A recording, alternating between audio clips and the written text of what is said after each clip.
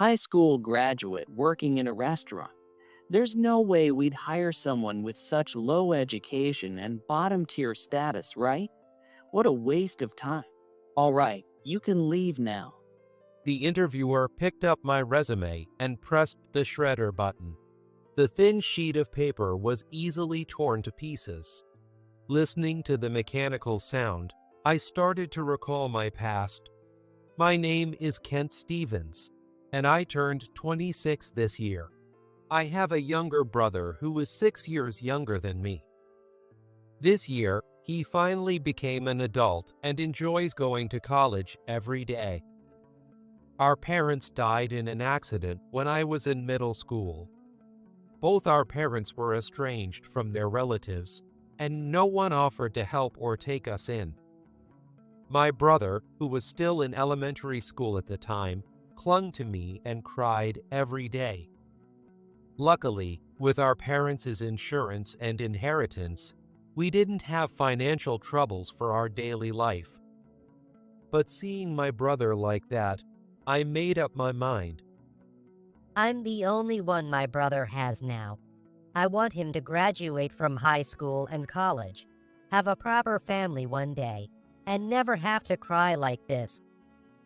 The next year, when I started high school, I began working part-time and saving a bit for my brother's future. I juggled several jobs and headed to work right after school every day. As a result, I often fell asleep in class from exhaustion. Even though it was for my brother, I knew this wasn't ideal, but I couldn't help being tired with so many jobs from after school until late at night. My high school life was far from what I had imagined, but people at work and my friends were supportive. "Hey, Kent, take these leftover ingredients from the store home with you." Or, "Kent, you fell asleep in class again, didn't you? I'll let you copy my notes this time." I got along well with most of my classmates, but there was one guy I couldn't get along with. His name was John Black, and he sat next to me. John was always at the top of the class, and whenever I tried to talk to him, he was unsmiling and unapproachable. His straight brown hair and narrow eyes made him look even more intimidating. He was smart, but seemed to have no friends. One day, after I had fallen asleep in class again, he approached me. Hey, Kent. If you're going to sleep, do it at home. Seeing your sleeping face next to me kills my motivation. John looked down at me with a blank expression as I rubbed my sleepy eyes. After saying this coldly, he walked out of the classroom, as if he had no further business with me. What the hell?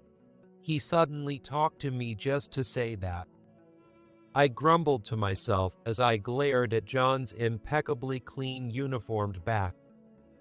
Then, one day, after work, I was heading home when I encountered a situation. It was late because a customer stayed until closing. It had been raining unexpectedly since the evening, and the rain was getting heavier. The rain doesn't seem like it's going to stop. I should run home from the station. As I got off the train and walked to the platform, I saw a familiar face and ran over. With a bright smile, my brother Tyler said, Hey Kent, good job at work. The rain hasn't stopped, so I brought you an umbrella. "Thanks a lot, Tyler, but it's dangerous to be out alone this late." As I patted Tyler's head, I noticed someone standing behind him and was shocked.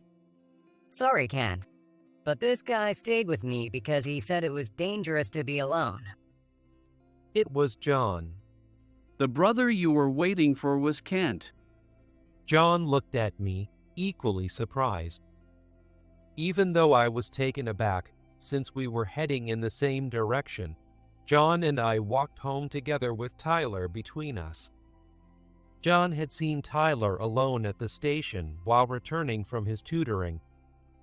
It was past 9 p.m., and John, feeling concerned, spoke to Tyler. I told John about how our parents died when I was in middle school, and now I worked as much as possible to save money for Tyler's future. Despite his usual unfriendly demeanor, John looked incredibly kind when he talked to Tyler. Honestly, I never thought you'd do something like this, but thank you so much. I might have misunderstood you a bit. As we parted ways, I told John, I misunderstood you too. I thought you were just a lazy guy who slept in class and goofed off. Sorry for saying such harsh things the other day. That incident brought John and me closer, and we started having casual conversations. I realized that John was just awkward around people, but was actually a hardworking and honest person. Seeing us talking, other classmates also began talking to John. Before I knew it, John was no longer alone like before. On Sundays when I didn't have work and John didn't have his tutoring, he started teaching me. Thanks to his effective teaching, my grades, which were barely passing, started improving. When John came over, my brother Tyler would happily exclaim, "Oh, it's John." John treated Tyler like his own little brother. One day, I asked John why he was so dedicated to helping me study. Actually, I have a sister who's 3 years younger than me. But when we were in elementary school, our parents divorced and we were separated. The last time I saw her, she was crying, and I couldn't do anything to help. So, I admire you for working so hard for your brother. John explained. His experience made him want to help me in any way he could by teaching me. He also mentioned that he was studying hard to get into a good university so he could be independent and reunite with his sister someday. Knowing this, I became even more determined to study seriously. Eventually, my grades improved to the point where college was within reach. However, that's when I received a call from the insurance company. They informed me that after I graduated high school, the insurance payments from our parents would decrease. While we had managed to get by on the insurance money, I quickly realized there wouldn't be enough to cover both my college and my brother's future tuition. I knew this was coming. Yet to say I didn't have at least some hope of experiencing the college life my classmates talked about would be a lie. But I decided to work after graduating high school.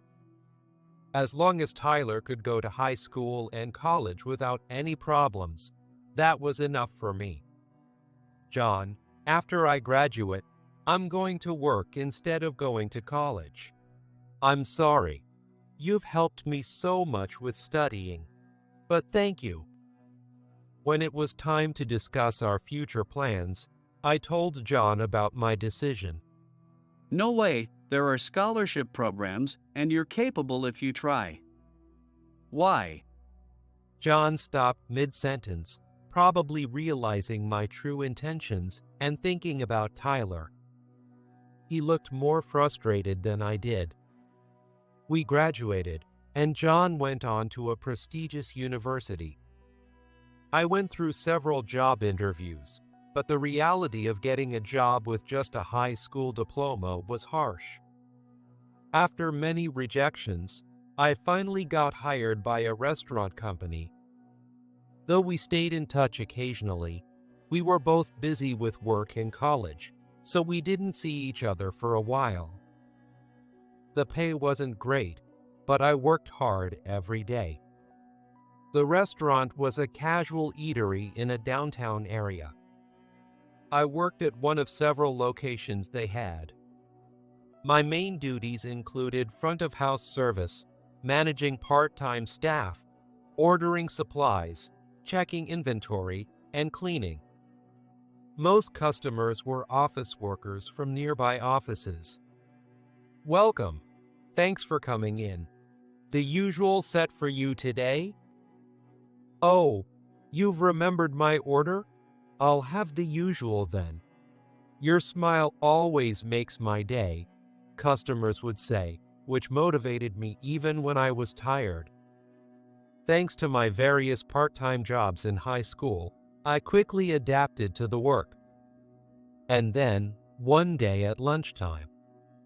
It was during the busy lunchtime rush. There was a loud crash, and I saw that a new staff member had spilled a meat sauce dish all over a businessman. His shirt and tie were stained, and the newbie looked pale and frozen in place. I immediately rushed over and said, "Are you okay, sir?" Hey, what are you going to do about this? I can't walk around like this. I have an important meeting in 30 minutes. The customer, with a deep frown, looked at his watch in a panic. "I'm really sorry. Could you please wait just a moment?" Desperately, I shouted at the customer, gave instructions for cleaning, and asked the staff to manage the cleaning, and then dashed out of the store. I knew the nearby downtown area well and ran to a clothing store that sold suits and dress shirts. I quickly selected a shirt and tie, paid for them, and rushed back to the store. I handed the newly bought shirt and tie to the customer just in time. The size is perfect, and the tie looks great. I broke into a cold sweat, but I think I'll manage to make it on time. The customer seemed relieved after changing. We gave him money for the dry cleaning and repeatedly apologized as we saw him off in a hurry. "Oh, I'm really sorry." After the customer left, the new staff member, on the verge of tears, apologized to me several times. "Hey, it's okay. I'm glad we managed. I made plenty of mistakes during my first job in high school." The customer was understanding, so just be careful next time and keep trying your best. I patted the staff member on the shoulder with a big smile. Having seen this customer a few times before, I remembered his body type and the color of the ties he usually wore. That's how I managed to pick something that suited him in a pinch. I was relieved that the customer was satisfied and the situation was resolved. Such troubles happened occasionally, but by then, I had been working at this restaurant for several years. One night after closing, I was taking out the trash and walking through a back alley. "Hey there, lady. Are you alone? Come hang out with us." Wow, you're really pretty. Come on, let's go.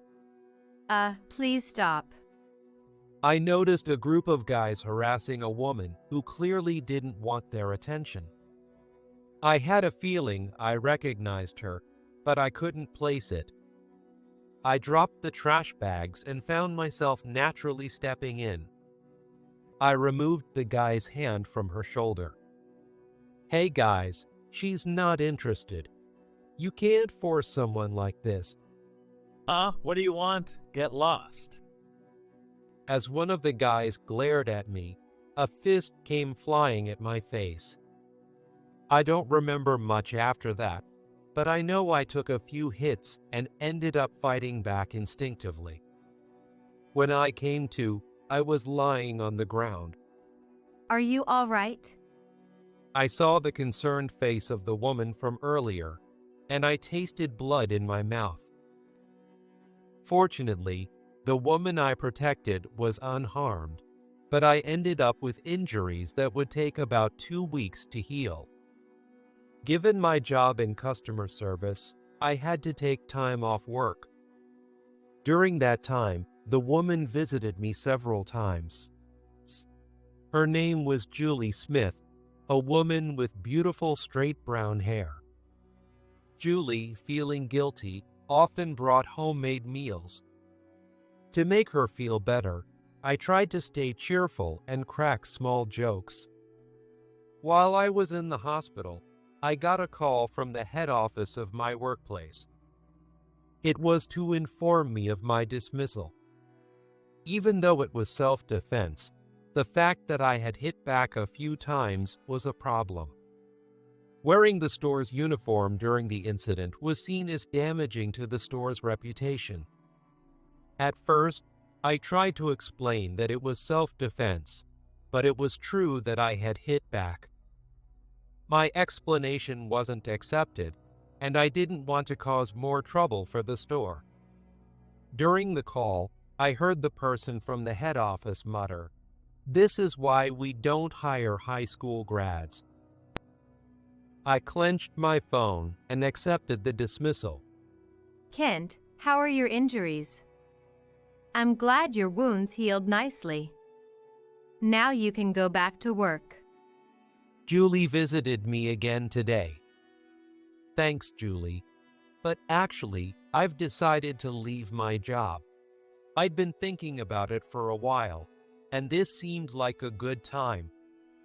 I tried to sound cheerful, hiding the fact that I was fired. If she knew the truth, Julie would feel even guiltier. She seemed surprised, but only said, "I see," looking apologetic. Fortunately, my brother Tyler got into college last year and is now attending. But he still has a few years until graduation. And we don't have much extra money for living expenses and tuition. I felt anxious about finding a new job quickly, but with only a high school diploma and my work history, the future didn't look bright. The sound of my phone ringing snapped me back to reality. It was from John, whom I hadn't heard from in a while. Feeling nostalgic, I answered. Hey Kent? Long time no see. Are you still at the same job? If you're thinking about changing jobs, a company I know is hiring. Interested? It was perfect timing. John spoke with the same clear tone as in high school. I was surprised at the timing, but decided to go for the interview at the company John recommended, thinking it might be fate. I also felt a bit excited to hear from John after so long. Today was the day of the interview. I put on a suit, something I rarely wore, and headed to the interview location. Given my situation, I couldn't afford to be picky and bought the cheapest suit on sale for this day.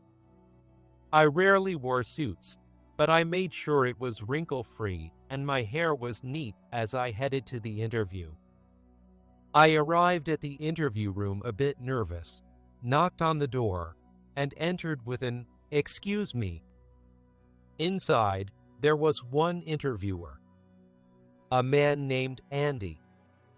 He looked very meticulous with glasses and stared at me intently. Just as I was about to introduce myself, High school grad working in a restaurant. We can't hire someone with such low education and bottom-tier status, right? What a waste of time. All right, you can leave now. Andy picked up my resume and pressed the shredder button. The thin sheet of paper was easily torn to pieces. As I listened to the mechanical sound, memories flooded back. Indeed, I only had a high school diploma and had worked only in the restaurant industry. Still, I worked as hard as I could. But maybe, in front of this man or society in general, I'm just as easily shredded as a single sheet of paper. I feel bad for John, who introduced me, but it looks like it didn't work out. What should I tell him? As I was about to leave the room I had just arrived in, I heard a knock and the sound of heels clicking. Looking up from organizing my bag, I saw a woman in a slim suit with her long brown hair neatly tied up. I was surprised to see that it was Julie. Behind her, I heard another set of footsteps. Sir, Kent is here. Then, as I saw the man who followed her, I dropped my bag in shock. Andy also straightened up abruptly at the unexpected appearance of the man. The man, who was apparently the president of the company, wearing an imposing suit and with neatly groomed brown hair, looked at me with strong, narrow eyes. "You, John? President, what's going on? And Julie is the secretary here?" I blurted out, confused. Kent, sorry for the surprise. But explanations can wait. More importantly, I overheard the interview from the hallway. Andy, it seems you don't have an eye for people. You're not suited for HR in this company. You're fired, effective immediately. Andy turned pale, his earlier demeanor completely gone. Wait, I didn't know this person was your acquaintance. Andy tried to salvage the situation, clinging to John. It doesn't matter if he's my friend. You judged him based on his education. What are you looking at in people? Kent, you have strengths. That's why I invited you to my company. Your ability to build relationships is a valuable asset. Will you lend it to my company? John's straightforward words pierced through me.